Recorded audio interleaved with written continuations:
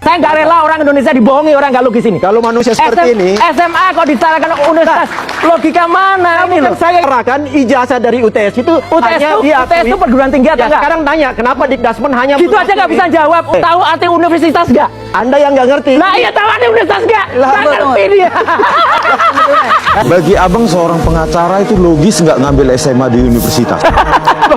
Ijazah dari universitas di Sydney disetarakan di Sekarang dari luar logika abang dulu, nggak usah pakai pasal-pasal. logika saya gini, kita mengikuti aturan di Republik ini. Aturan Republik ini, kalau di sana Anda mengaku-ngaku S2 terus Republik ini ngaku S1, kita mau apa? Ya marah dong. Itu karena standar undang-undang yang berlaku itu yang berlaku di Republik ini. Nggak bisa. Itu yang harus Anda hormati. Universitas kok SMK. Universitas. Nggak ngerti dia. Lulus nggak SMP-nya? Lulus udah itu 4 tahun. Ya, dan saya heran kenapa Roy Suryo harus ketawa-ketawa ya? Ya ketawa karena nggak yakin juga SMP-nya lulus apa. Enggak, saya cuma mau tanya, Nah, iya. ini diskusi ini di depan mahasiswa, Iya. di depan para penonton, setiap kali kita bicara dia, Oh iya karena logika Anda lucu. iya, ya, oke.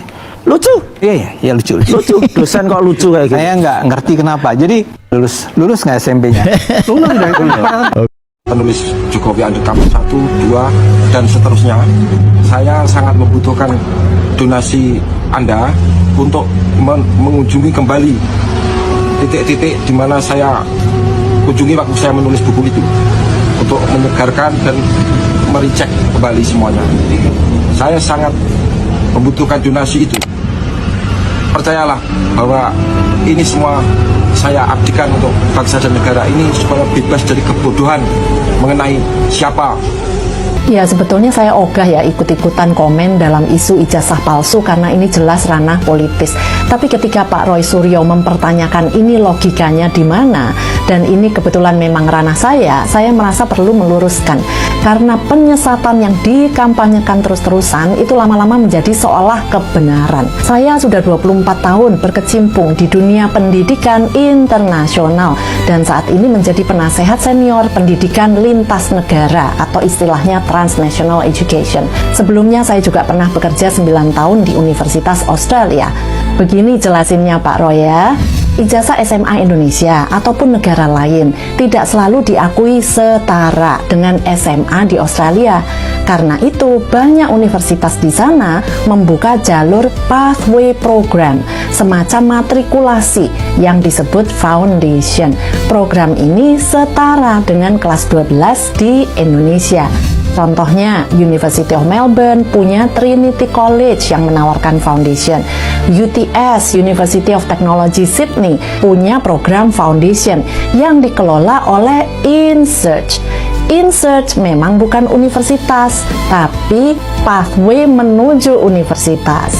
Dalam praktiknya, banyak siswa Indonesia yang bahkan selesai kelas 11 itu langsung berangkat ke InSearch dan mereka memang bisa diterima. Bahkan untuk siswa dengan kurikulum Cambridge, setelah lulus O-level setara kelas 10 di sini, itu juga bisa langsung masuk ke InSearch, kemudian ke UTS University ya. Program foundation ini bukan hanya diakui oleh UTS, tapi juga jadi jalur masuk yang diakui sejumlah universitas lain bahkan di luar Australia. Misalnya MDIS di Singapura yang diambil oleh Mas Gibran. Itu juga menerima siswa dengan menempuh jalur foundation ini. Jadi, kalau memang mau mencari kebenaran, nggak sulit kok. Program InSearch ini bahkan ada di Indonesia, ditawarkan lewat UIC College. Silahkan monggo, bisa langsung dicek ke sana tanpa berdebat panjang lebar. Tapi kalau memang mau mencari kebenaran ya. Kalau Pak Sufan butuh data, saya banyak punya data. Dari dulu saya sudah cermati kelakuan si Fafain. Orang ini harus dibongkar. Ada data juga dari beberapa orang yang mengaku dia bersekolah di SMA Santo Yosef. Jogja, Solo. Ya, 2 tahun. Kemudian kelas 2 dipindah karena kalau diteruskan nggak lulus.